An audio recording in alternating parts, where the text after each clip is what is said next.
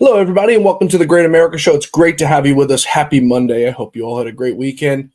As unfortunately our summers come to an end, I guess it's only 1 or 2 weekends left before we've got to pack up shop and get back into the school year, get back into the groove of things in September. But I hope you all enjoyed your weekend. A little bit of time that we have left of what was at least a great summer here on the East Coast, and I hope wherever you guys are tuning in from was a wonderful summer for you all. So we finally are getting what we've all longed for, and it may be Vladimir Zelensky stop begging America for money. We're going to get to that in just a moment because there was a very successful meeting today that happened at the White House, but that's not exactly what we're talking about. Mail-in ballots, voting machines. We've all wanted them gone for a very long time, or at least since 2020, where we watched an election be stolen from us, right? 2020 election was stolen, whether it be the machines, whether it be the mail-in ballots, the election was stolen. So we've all had a bad taste in our mouths since then. So what am I talking about, you may ask? Well, if you weren't paying attention to Truth Social today, President Trump had a message for us, and it wasn't exactly cryptic. It was straight to the point, as President Trump usually is, I must say. We're going to bring that to you. We're going to go ahead and read it to you and put it up here on the screen if you're joining us on video or if you're joining us on audio. We're not going to leave you guys out. You guys will be able to follow along. Quote, and this was this morning, I may add, right before he met with President Zelensky and the rest of the European leaders for what was a very successful meeting. We're going to talk about that in just a few moments, but I want to get to this because I think this is perhaps the most important, not just news story of the day, but perhaps the most important news story of the year. Getting rid of the mail-in ballots, getting rid of the voting machines, I think it will be an integral part to ensuring the Democrats never steal another election. So President Trump put out this message on Truth Social early in the morning, as I said before he even started his day. Quote, I'm going to lead a movement to get rid of the mail-in ballots and also, while we're at it, highly inaccurate, very expensive, and seriously controversial voting machines, which cost 10 times more than accurate and sophisticated watermark paper, which is faster, leaves no doubt, and at the end of the evening, as to who won, who lost the election. We're now the only country in the world that uses mail-in voting. All others gave it up because of the massive voter fraud encountered. We will begin this effort, which will be strongly opposed by the Democrats because they cheat at every level never seen before, by signing an executive order to help bring honesty to the 2026 midterm elections. Remember, the states are merely, quote, an agent for the federal government in counting and tabulating the votes. They must do what the federal government, as represented by the President of the United States, tells them for the good of the country to do. With their horrible radical left policies like open borders, men playing in women's sports, transgender and woke for everyone, and so much more, Democrats are virtually unelectable without using this completely disproven mail-in scam. And this was all in caps lock. Quote, elections can never be honest with mail-in ballots/voting, and everybody, in particular the Democrats, know this. And I, the Republican Party, will fight like hell to bring honesty and integrity back to our elections. The mail-in ballot hoax using voting machines that are complete and total disaster must end now. Remember, without fair and honest elections and strong and powerful borders, you don't even have a semblance of a country. Thank you for your attention to this matter. Donald J. Trump, President of the United States. We've all been waiting for that, folks. I have. I know a lot of you out there have. A lot of people who have been canceled because of the 2020 election. And speaking out against the 2020 election, the great Lou Dobbs, fired from Fox News. Sean Hannity, he somehow made it by. Tucker Carlson, fired from Fox News. Anyone who dare spoke out about it, that stolen election, was fired, canceled, sued into an oblivion. We were supposed to be joined by the great Mike Lindell tonight. Mike called me just about an hour ago. He was delayed on flights, so he will be with us tomorrow on the Great America Show. But he's a man who was sued into an oblivion. His company, him personally, everybody he knows. Lives destroyed by secretaries of state, by governors, all radical Marxist Democrats who don't care about honest elections. So it's time that somebody take a stand, and that person is President Donald J. Trump. He had an election stolen from him. The only president in history to ever win 3 elections. So now Donald Trump says, enough is enough. It's time to put an end to this witch hunt, to this hoax, to the Democrats stealing elections. It should never happen again.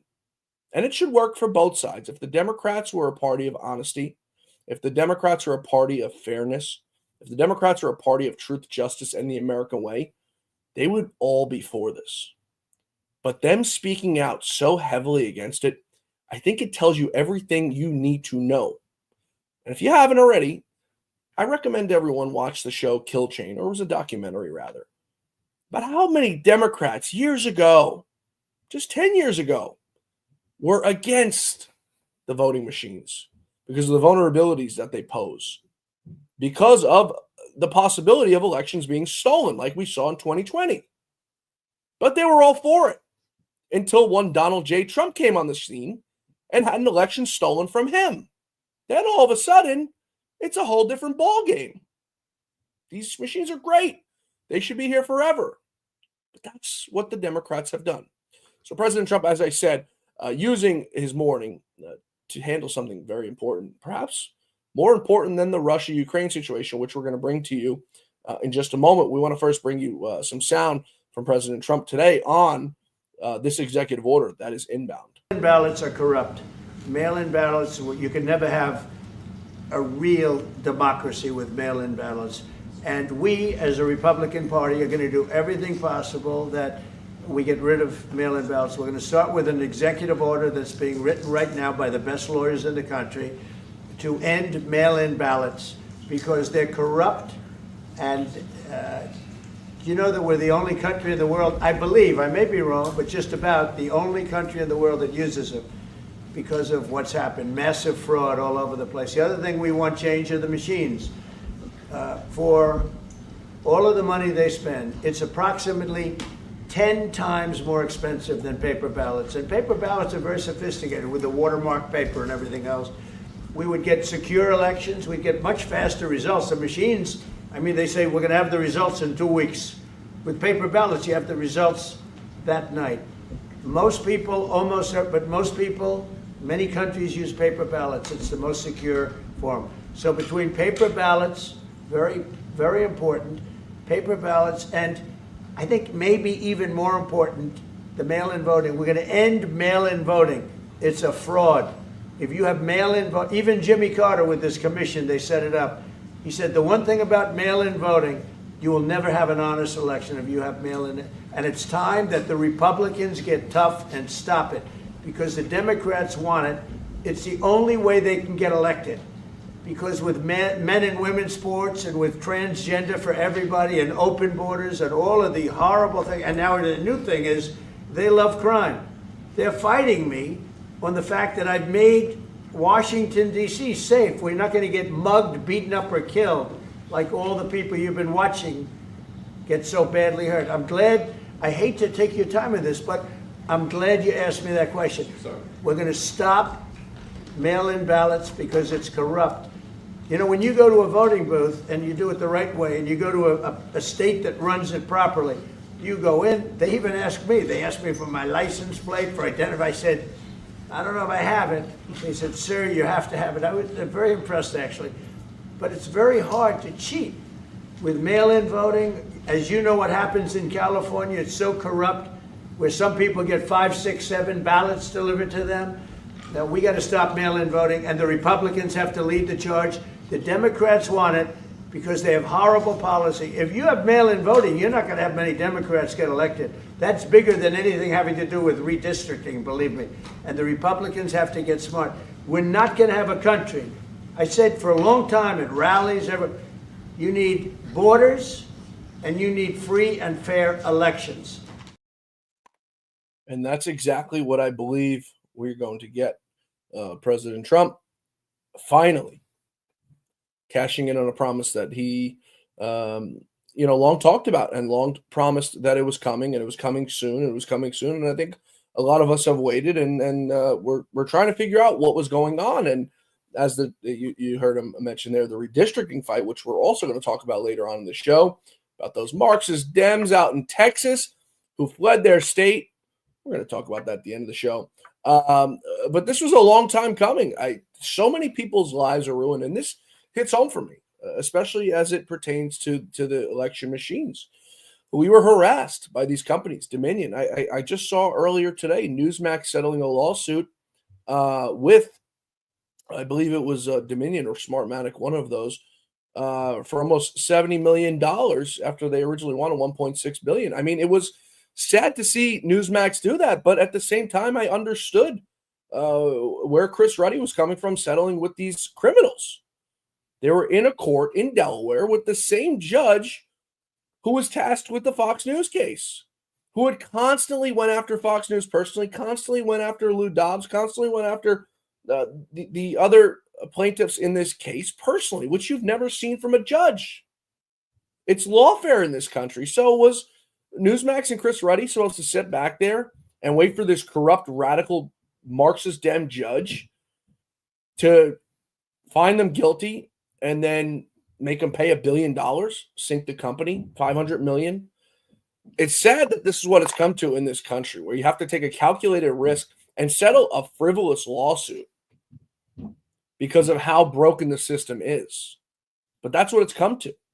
This is what these election companies and these lawsuits have allowed to happen. What these rogue district judges, these judges across the country in radical left districts have allowed to happen. And this is what we've all lived with. I've sat through deposition after deposition with nonsense from these election companies that claim that they were defamed.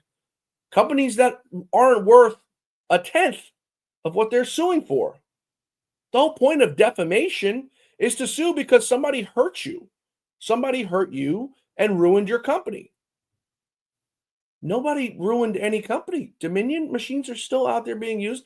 Smartmatic machines are still out there being used. The rest of them out there still being used. Yet judges allowed multi-billion-dollar lawsuits to happen, to move forward, to move towards trial. Imagine that.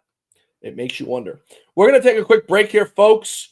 There's so much more to get to here on the Great America Show. We've got an update on the Epstein story. I know you're all tired of hearing about it, but we've got some movement for the people who are curious about what's going on. First person has entered the House Oversight Committee's chambers to testify in that Epstein probe. We'll tell you who it is. The House Oversight Committee has also withdrawn a request for a subpoena for a Marxist Democrat. We'll tell you who it is when we return. The Great America Show continues, folks. Please stay with us. We're coming right back, and we're taking your questions. Let us know where you're tuned in from. Any questions, comments, concerns, feel free to put them in the chat, and we'll get to them before the end of the show. Stay with us, folks. We're coming right back. This past year has been one of the hardest in MyPillow's history. It's because of you that we're making it through. My employees and I want to thank you for your continued support by extending our wholesale prices on classic MyPillows. Get standard classic MyPillows only $14.98. I can't believe I'm even saying that. Only $14.98. But it gets even better. Upgrade to a queen size MyPillow for just $18.98. King size only $1 more. Get my body pillows $29.98 and multi-use MyPillows for only $9.98. So go to mypillow.com or call the number on your screen. Use your promo code to take advantage of these wholesale prices, including my standard size MyPillow, originally $49.98, now only $14.98. Queens $18.98, Kings only $1 more. Not only that, order $75 or more, ship absolutely free. From all of us here at MyPillow, thanks America! Thanks everybody for staying with us here on the Great America Show. So we're getting a little movement. We're getting a little traction on the Epstein files, the Epstein case. Some news out today that the Department of Justice are getting ready to hand over some materials to the House Oversight Committee.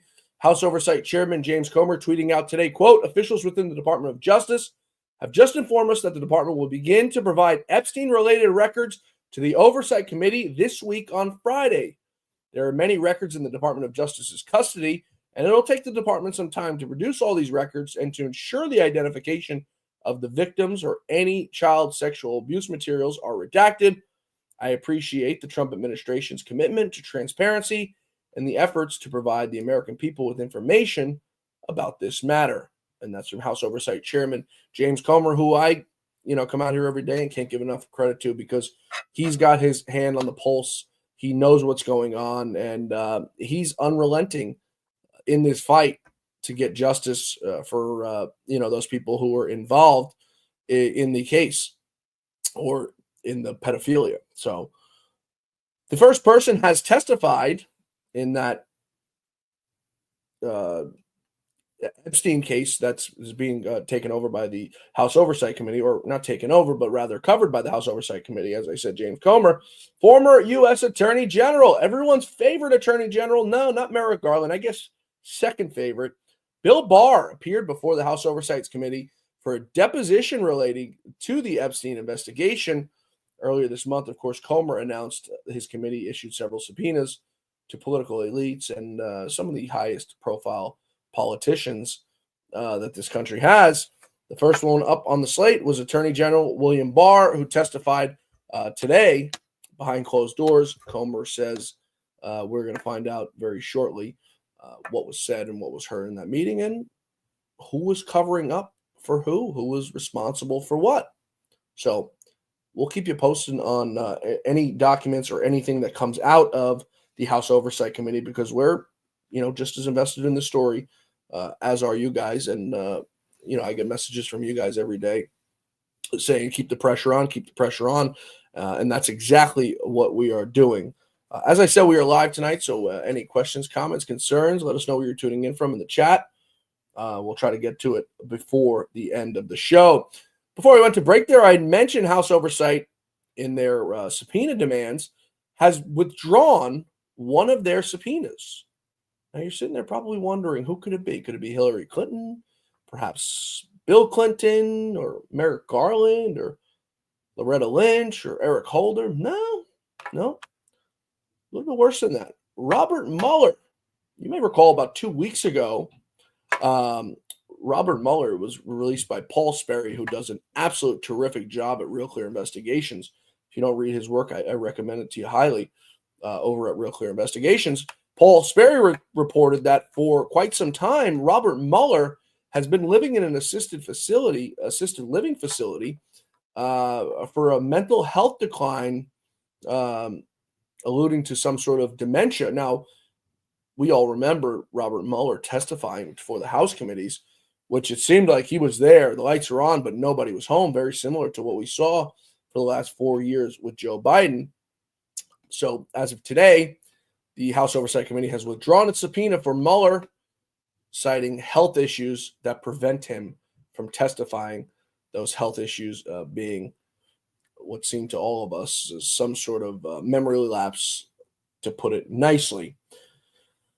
There's some rhino turncoats who just won't seem to go away. No matter what is said, what is done, these people just linger. Kind of like, those itchy balls that, you find out fall off trees and during the fall they get stuck on your pants or on the back of your dog. That's what Mike Pence is, that nuisance that nobody can get away with, nobody can deal with, nobody wants to see anymore. Just get lost. Nobody cares what you have to say. Well, Mike Pence is one of those people who's just fighting to stay relevant in a world where nobody really cares to hear what he has to say. We heard it for 4 years. We saw what he did at the end of the Trump administration. Nobody wants to hear from you anymore, Mike Pence. But anyway, Mike Pence felt the need to go on CNN because he's not welcome anywhere else and demand that President Trump bring down the hammer with secondary sanctions on Russia ahead of any peace talks. I'm starting to wonder if Mike Pence is maybe on the Ukraine dime. Take a listen to turncoat rhino traitor Mike Pence. What do you make of all that? I mean, there are observers out there, people who like Trump, people who are rooting for Trump, who think that Trump got played. Well, look, I served alongside the president for 4 years. I know his style in dealing with these dictators. It's the velvet glove, but I think the hammer needs to come, and it needs to come immediately. I think the president, as he welcomes President Zelensky to the Oval Office tomorrow, and a whole cast of our allies in Europe that are going to be joining him, I think at the same time he ought to pick up the phone and ask Majority Leader John Thune to immediately pass the secondary sanctions bill that is supported by virtually everyone in the United States Senate. I think the combination of engagement, but also making it clear to Putin that we are prepared to take actions that would literally break his economy, even while we redouble our commitment to the security of Ukraine and to working closely with our European allies is important. Look, I said it before, I'll say it again. In the long history of the last 25 years, Putin has made it clear. He launched an attack into Georgia when President Bush was in office. He attacked Crimea and Ukraine when Obama was in office. After that disastrous withdrawal in Afghanistan, he crossed the border and started this war 3 years ago. Putin's made it no secret of the fact that he wants to reassert the old Soviet sphere of influence, what we used to call the evil empire in Eastern Europe. And I think Putin only understands strength. So while the president and his diplomatic team engage in this reapproach with Putin, and there seems to be interest, in my judgment, Putin's not going to stop until he's stopped, until he understands that there's going to be enormous cost to Russia, and there's an unflagging commitment to defending Ukraine's sovereignty by the United States and our allies. Why does Mike Pence think anybody possibly cares what he said or what he has to say? Nobody's ever cared about Pence in the past. He's always been a sideline guy. He's never been the number one guy. He never will be the number one guy. He was a congressman from Indiana who President Trump quite honestly came in and saved before he can lose any more races that he thought he was going to run for. So I don't understand why Mike Pence thinks anyone cares what he has to say. President Trump never listened to him. Quite honestly, I don't think President Trump ever thought he was smart. Just another pencil pusher, and that's all he ever was. So why does Pence all of a sudden think anyone cares what he has to say? It'd be best he goes off into the sunset and goes on. Nobody cares. Nobody wants to hear from you anymore. Nobody wants to hear from you. And I don't think I'm just speaking for myself. I think I'm speaking for most of you guys out there who have seen and heard enough from this man. He's a traitor. He's a turncoat. He's a rhino. Nothing more than that. And I think as we uncover some of those interesting instances and events from January 6th, we're going to uncover that Mike Pence probably played a bigger role in that whole thing than we originally thought. Just my opinion on that. And by the way, you heard Pence there talk about Russia invading Ukraine and other parts of Donbass and other places, earlier in 2014 under Obama, and then obviously most recently under Joe Biden.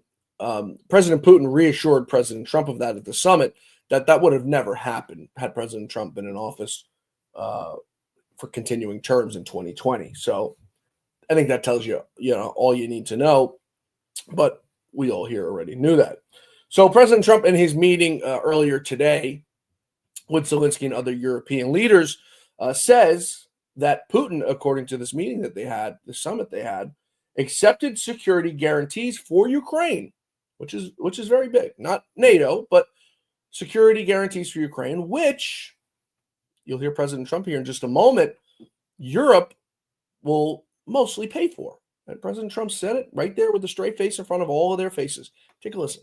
The Alaska summit reinforced my belief that while difficult, peace is within reach, and I believe that in a very significant step, President Putin agreed that Russia would accept security guarantees for Ukraine, and this is one of the key points that we need to consider, and we're going to be considering that at the table also, like who will do what, essentially. I'm optimistic that collectively we can reach an agreement that would deter any future aggression against Ukraine, and I actually think there won't be. I think that's even overrated, largely overrated, but we're going to find out, and I think that the European nations are going to take a lot of the burden. We're going to help them, and we're going to make it very secure. We also need to discuss the possible exchanges of territory, taking into consideration the current line of contact. That means the war zone, the war lines that are pretty obvious, very sad actually to look at them, and negotiating positions. President Putin, also you have President of Ukraine, who is you just met a little while ago, and we're going to try and get a three-party meeting, maybe as soon as we can. And I have a feeling you and President Putin are going to work something out. Ultimately, this is a decision that can only be made by President Zelensky and by the people of Ukraine working also together in agreement with President Putin. And I just think that's very good things are going to come of it. So I hope we have a good meeting. And if we can have a good meeting, I'll set up a meeting with President Putin. And if you'd like, I'll go to that meeting. And not that I want to do that, but I will do that because we want to save a lot of people from dying. A lot of people are dying, and we got to save them. President Trump, the greatest transformational president of my lifetime, probably of your lifetimes as well, has himself in the middle of this thing.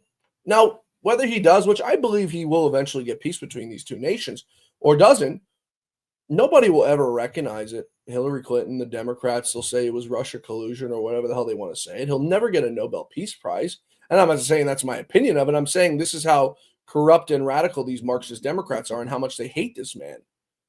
So it's really no benefit for President Trump, which makes you wonder why he's actually doing it.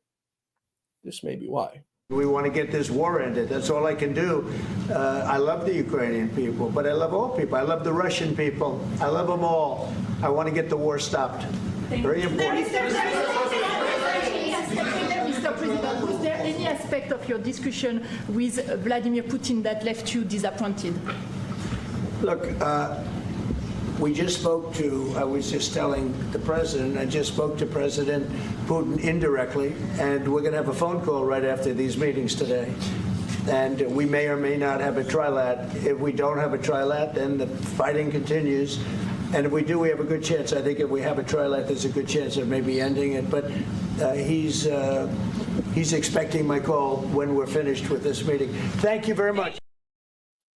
So President Trump seems highly optimistic about the possibility of getting this thing done once and for all. We're going to take one more quick break here.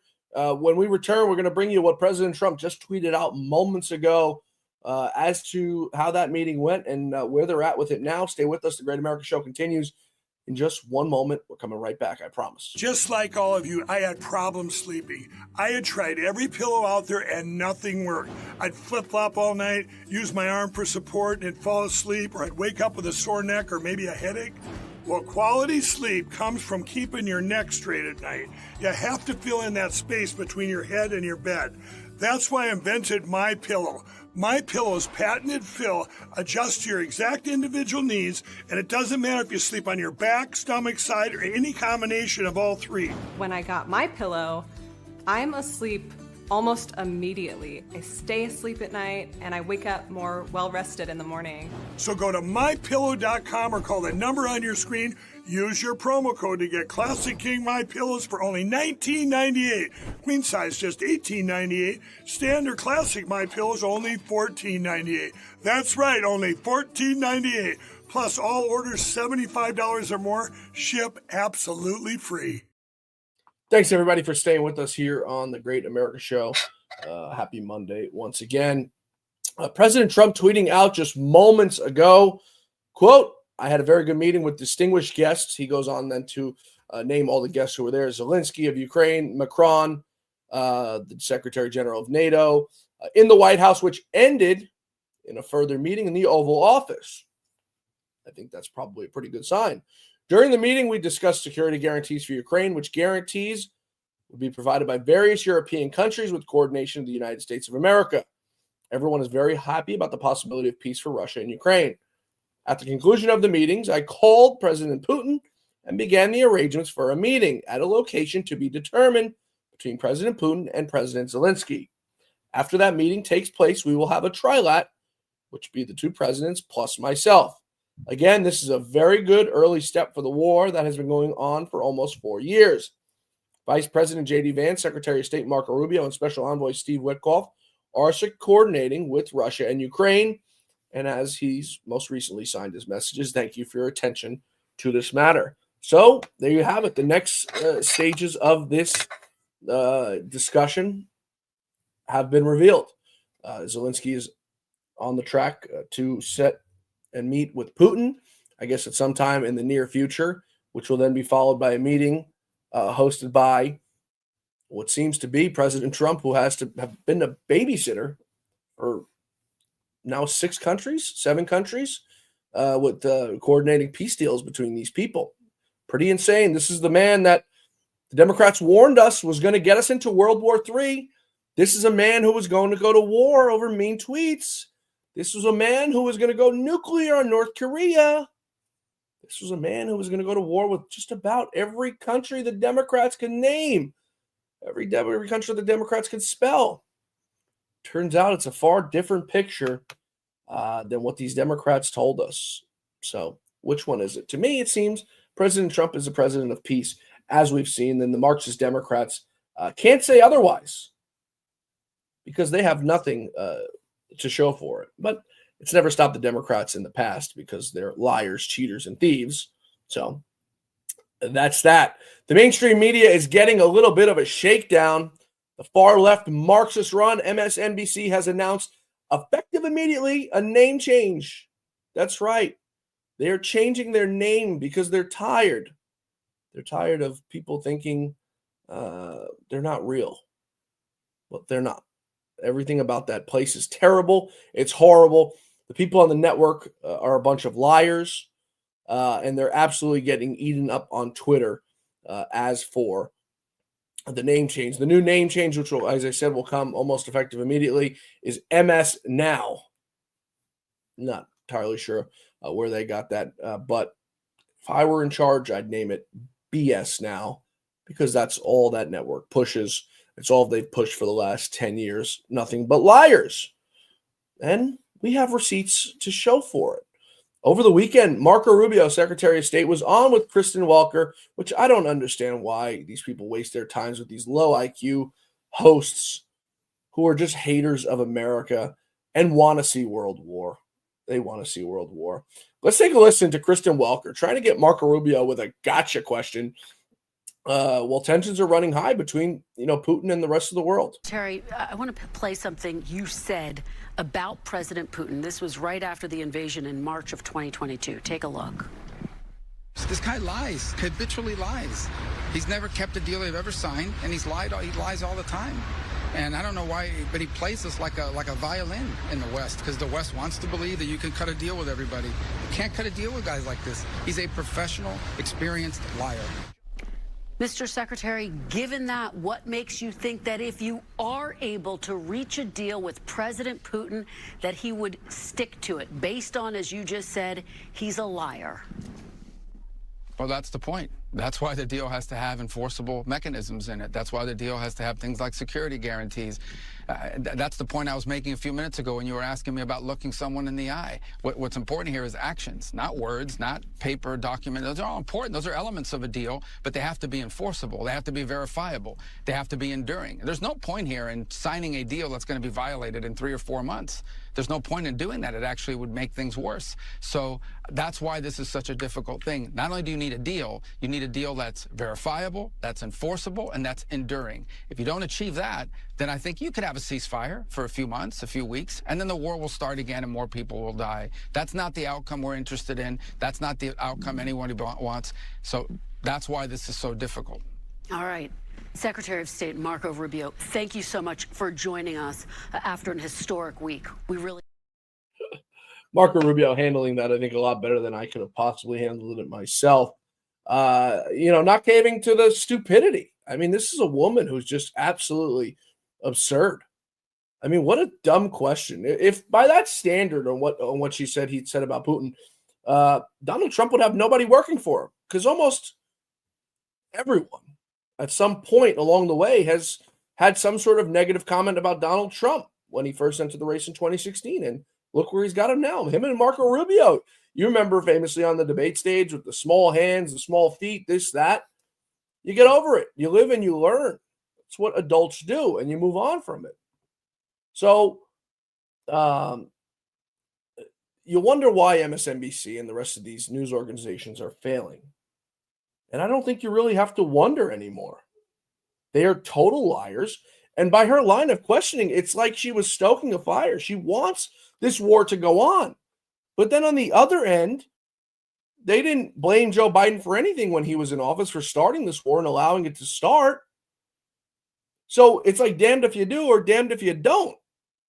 They say on one side of their mouth they want the war to end, and then you bring on him, Marco Rubio, and you got this numbskull of a woman sitting there stoking the fire saying, why should we trust him or why should we do this? The good news is just about every single person down to the intern is smarter than everybody at MSNBC, or as I call it, BS now.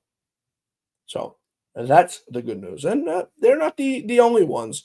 Eric Swalwell was on over the weekend with CNN, who I've given credit to. They've gotten a little bit better. But Swalwell's out with some political violence. He says he wants the Republicans to be buried below the Capitol. Take a listen to Fang Swalwell. When they go low, we're going to bury them below the Capitol. That's what we're going to do, because this is about protecting democracy. And right now, as you see, D.C. has been militarized, and we were weak as Democrats, frankly. I'm sorry, Fang Swalwell. There's nobody in D.C. who's scared of you. But you see these guys, they talk tough, Barry. But then they'll come out and say, the Republicans are violence. They're doing violence. They're doing insurrections. They're doing insurrections on the Capitol. Yet this man's out here saying he's going to bury Republicans under the Capitol. I'd love to see him try it. So pathetic. He's one of those guys you see on TV who talks tough, and in person, I think he's a far different person. Very, very sad, but these are the people who are running our country. This is the face of the Democratic Party. Eric Swalwell, the man who slept with the Chinese spy. We're terrified of you, Mr. Swalwell. Terrified. Before we wrap up, we've got another interesting story, and I guess kind of fun to wrap up the night. Remember those Texas Marxist Democrats in the House there who fled their state on the chartered private jet to go do a little tour in New York and Chicago and other places that are Marxist Dem friendly? Well, those lawmakers who fled the state in that dramatic walkout have decided they've announced their return, ending a 2-week standoff, paving the way for the GOP to pass a new congressional map that strengthens conservative representation. That walkout began on August 3rd.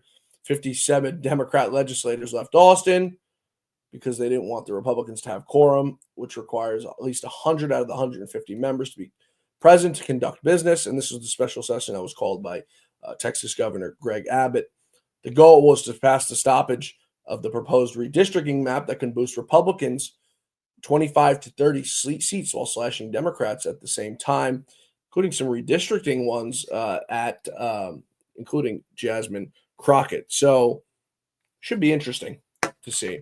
That's all for us tonight, folks. We appreciate you joining us and tuning in on this live edition of the Great America Show. Before we go, we'll go ahead and give some shout outs, at least the ones we've got up on the screen here. Kelly Song, as always, we love you tuning in. Thank you so much. Joyce over on Facebook, thank you for tuning in. Lisa on Facebook. Fall Girl, Bill Taggett over on Facebook, thanks for tuning in. We appreciate it. Bobcat, Strafer, as always, we appreciate you guys tuning in. Those are, sorry if we missed you, but there's a bunch to get through, and those are just the ones that were fed up on my screen.